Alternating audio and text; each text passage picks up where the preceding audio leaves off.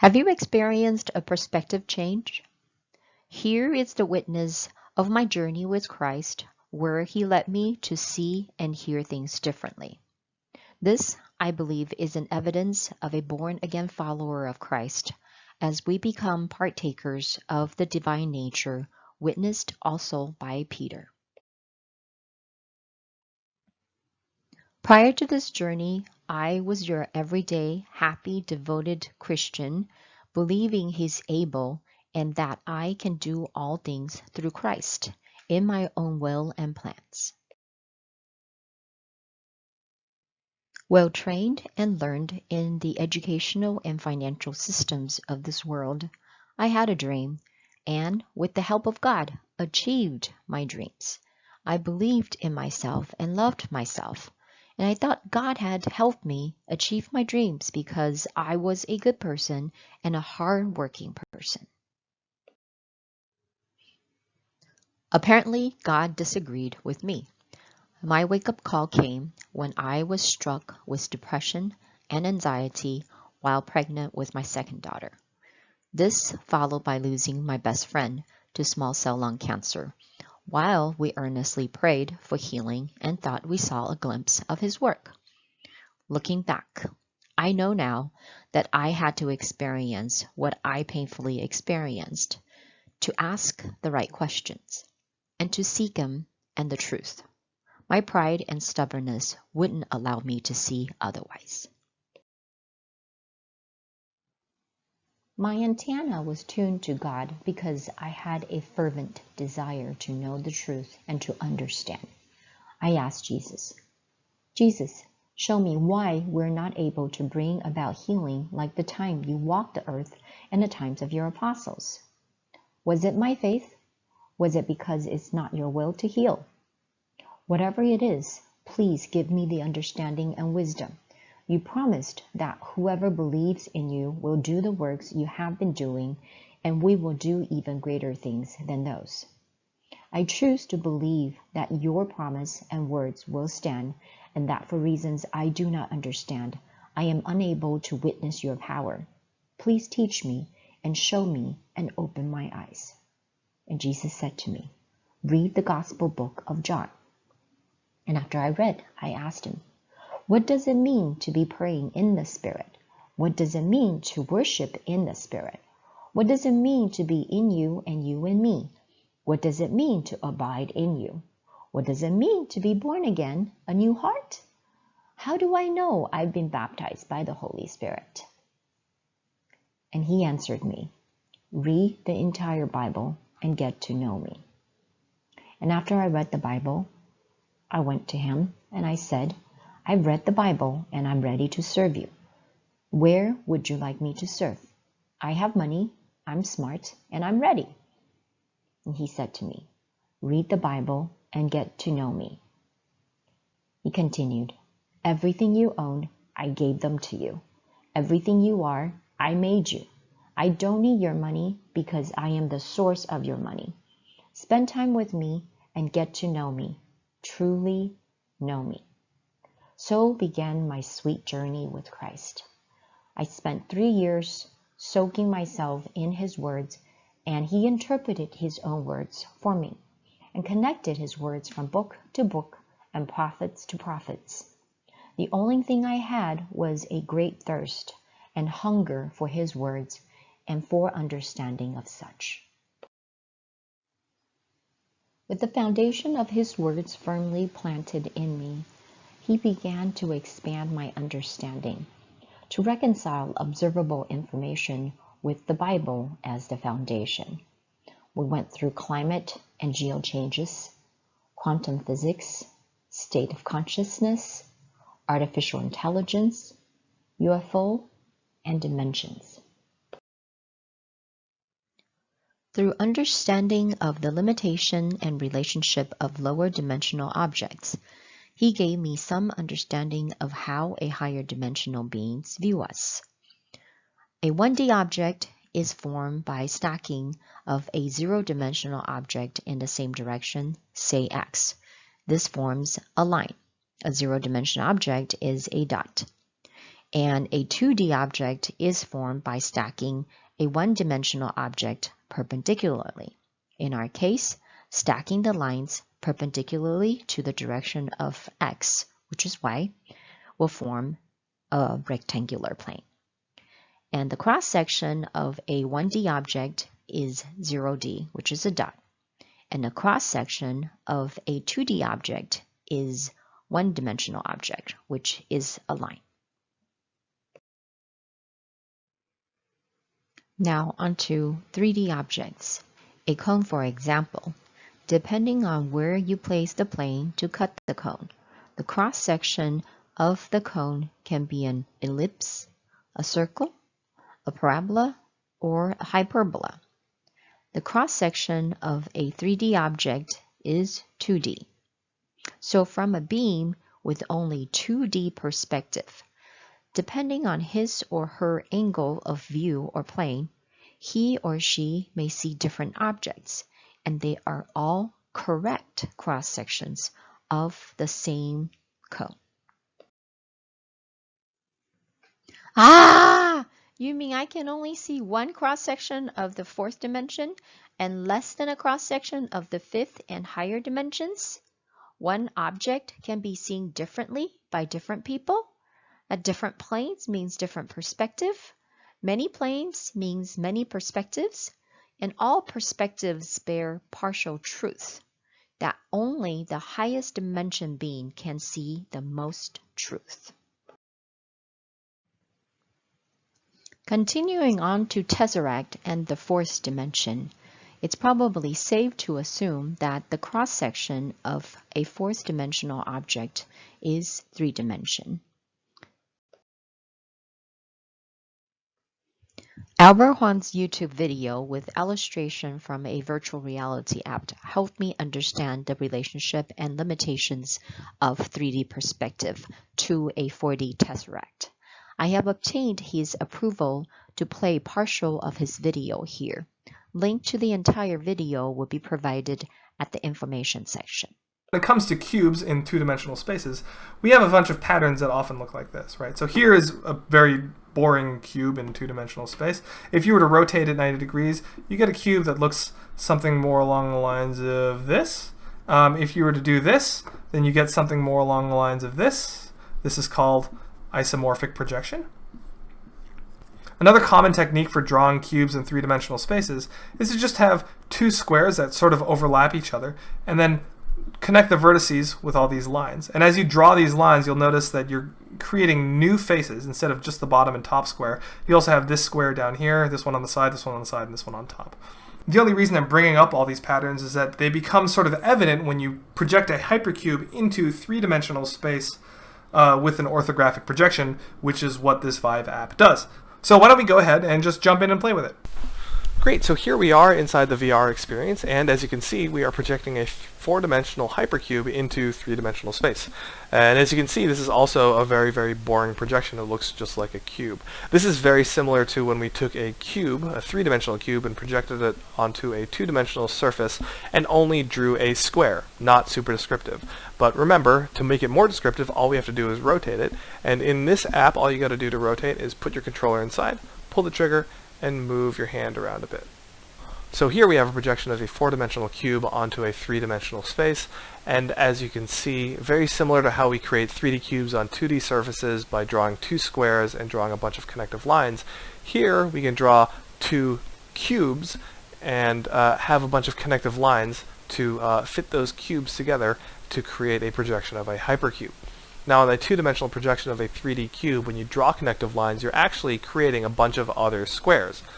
Here, when you're drawing connective lines, you're creating a bunch of other cubes. And this is one of the first revelations that I've had when I started playing with this, was that, oh, a hypercube is nothing more than a bunch of constituent lower-level cubes. In the case of this hypercube right here, we have the bottom left, the top right, and then the connective lines will create a bunch of other cubes as well. 1, 2, 3, 4, 5, 6. In total, a hypercube is comprised of 8 three-dimensional cubes. As I kept playing around with it, and actually the first half hour was me just doing this, but yeah, as I started playing around with it, I noticed that there are a bunch of other projections that just made a bunch of really cool patterns. So if I just offset it in this dimension, you get some things that don't feel super descriptive, but they are still cool nonetheless. If you offset it in 2 dimensions, here, let me rotate again.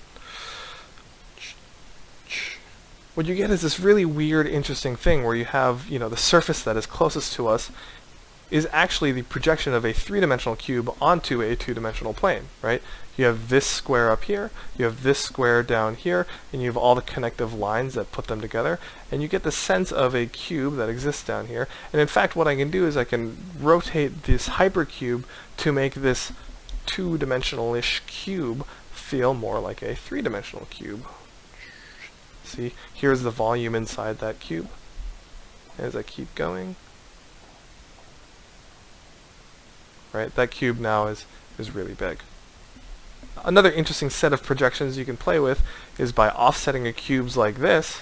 So you have this cube down here, and then this cube up here, and then playing with how much they're offset and getting a sense of what that looks like. So here, they're just barely offset. There's a huge amount of overlap in between them. And then here, there's just a little bit of overlap in between them. Remember, the bottom cube is here, the top cube is here, and so they're overlapping just a little bit. Here, there is no overlap at all, or there's only 1 point of overlap. And there's something about this that just feels like a 2-dimensional isomorphic projection of a 3-dimensional cube, right?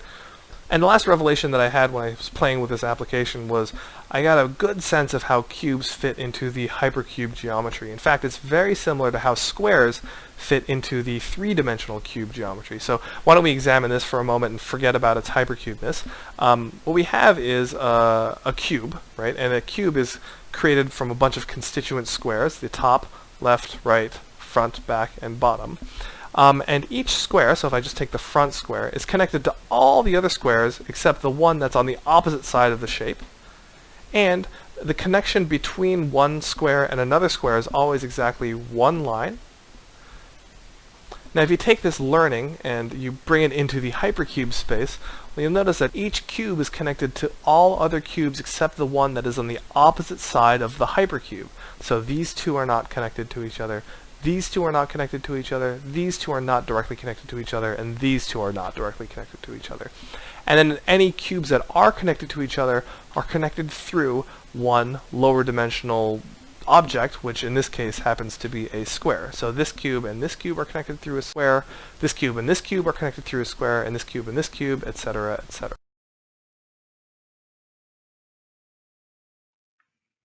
That was 3D perspective of a 4D object. How about 4D perspective of a 3D object? We know 4D beings can see all the cross-sections of a 3D object.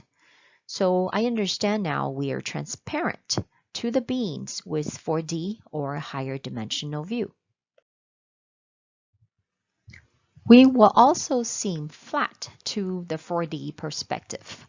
That's why God said, from the 4 corners of the earth. We have all been indoctrinated something from ever since we were born. I call this the closed-minded subset projection. We define our theories and laws based on our own limited and partial observable facts, and we project that flawed theory and laws to the universe. Our if and then formula is based on a flawed if. Let's say we define these animals in the circle and these animals only as living animals. Then the animals outside of the circle will be considered aliens. Our definition of dead is not breathing. What is God's definition? In Matthew 8:22, Jesus said to a disciple wishing to follow him to let him go and bury his father. But Jesus answered, "Let the dead bury the dead." So we can be living, but dead in God's perspective. Another illustration of this flawed if formula. Let's say we define the apple to be only red apples like these. Then you would tell me there's only 2 apples here. But in other definition for apple, we can actually count up to about 16 apples right in the center basket. We were taught the basis for our math and scientific calculation is 1 plus 1 equals to 2. But when is it ever true with living things? I can see it always be true with rocks and chairs and other non-living things, but it is not always true with living things. Think about your family. With the revelation and understanding I have on the interdimensional relationships, I am floored, humbled, and I'm done with trusting myself. Isaiah spoke of Jesus, the Son of God, this way in his manifested physical form in our world.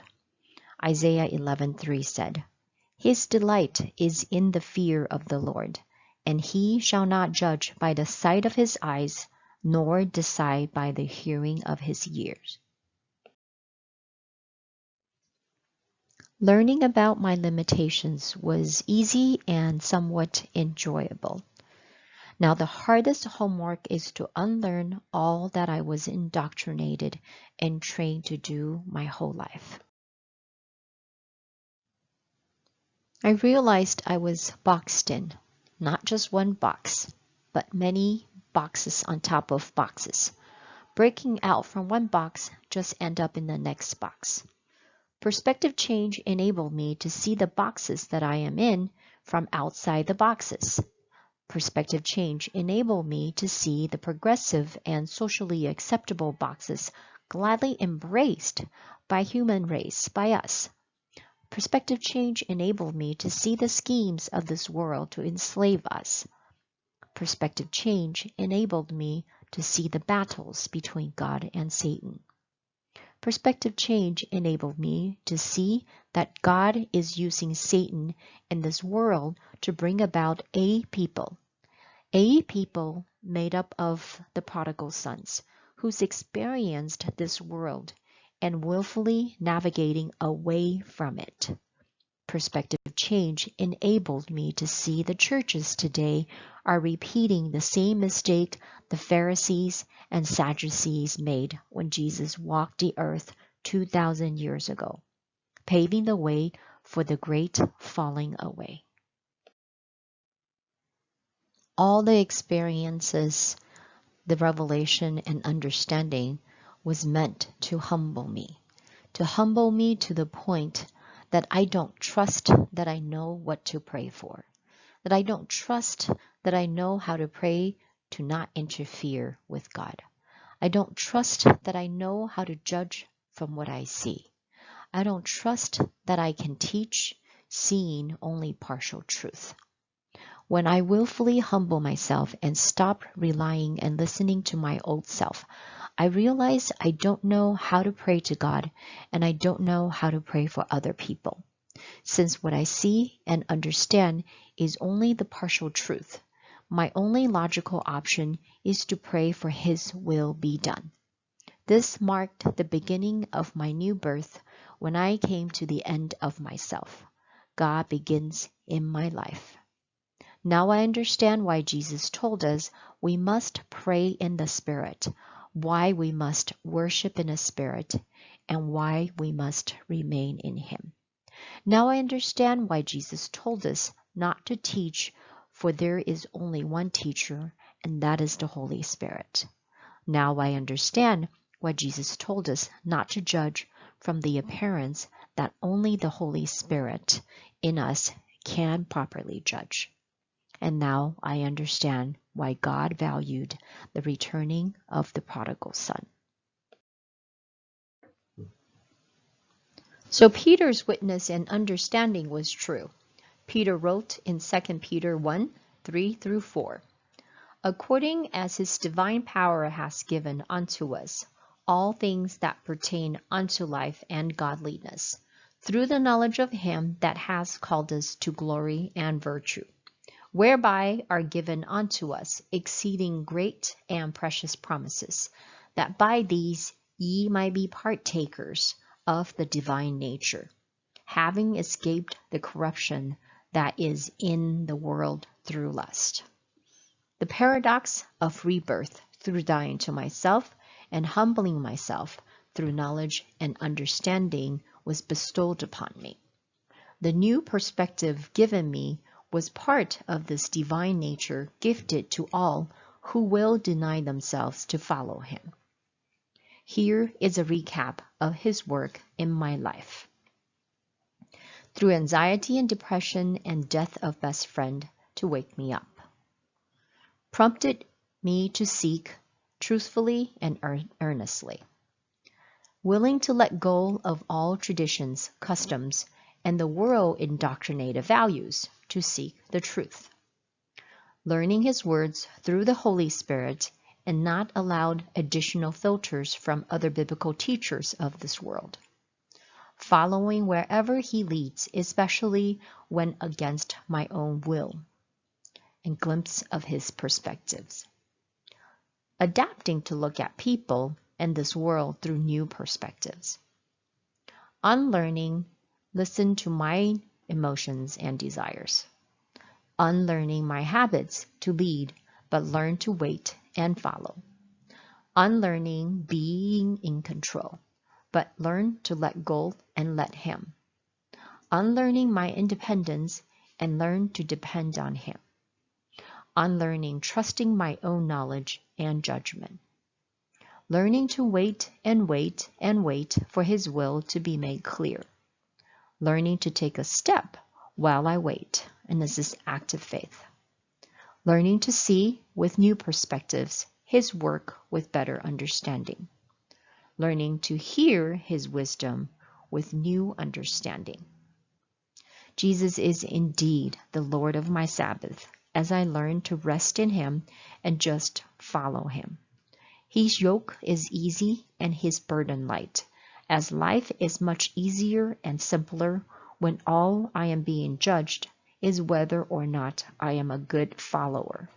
No consequences of my wrong decisions, since I follow his decisions only.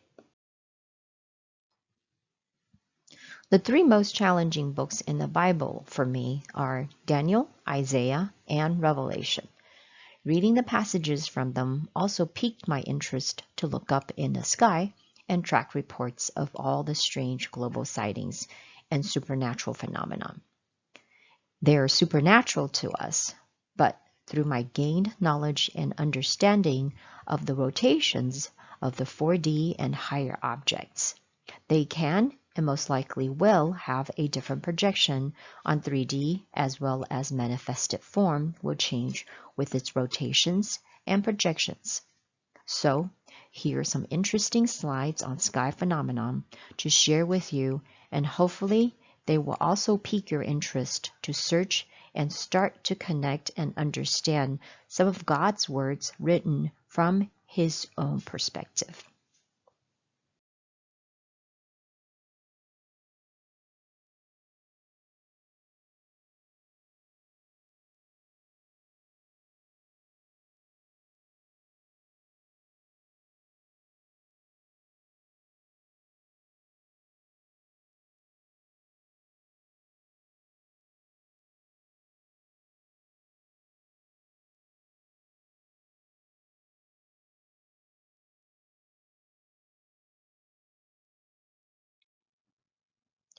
I'll leave you the same brain teaser God gave me at the start of my search for his truth. I have provided below some statistics on natural disaster from 1900 to 2009. I've also provided definition of global warming from Encyclopedia Britannica to compare with God's prophecies on what he will do for our transgressions and defilement. I've composed some questions to help you get started on this activity. Hopefully, you will enjoy it and be enlightened by the Holy Spirit. Here are some starting questions. Does the last 100 to 200 years worth of data represent a trend over the history of the entire Earth? Question 2. Doesn't the activities of the sun influence the temperature more than our atmosphere? Where is the data on the solar activities and its impact on Earth's temperature? Question number 3.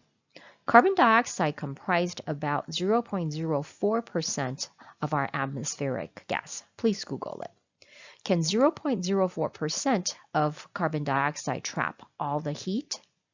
Doesn't the increased volcanic eruptions release more carbon dioxide than human activities? Question 4. Can global warming explain all the earthquakes and volcanic activities on the uptick? Last question. Why the continual narrative change from global warming to climate change to extreme climate? Look up and around. Observe, ask questions. Jesus said, "Ask, and it shall be given you. Seek, and ye shall find. Knock, and it shall be opened unto you. If you don't ask, seek, nor knock, then you will never find the truth." He answered most of my questions with a ton of homework and reading and meditation. Seek and follow his breadcrumbs. It's extremely sweet and rewarding, I promise you. Jesus said to stay sober and alert and warned us with the parable of the 10 virgins. Though they all knew the signs and the approaching of the groom, half of them still was not prepared. Are you looking for the signs he foretold of his coming?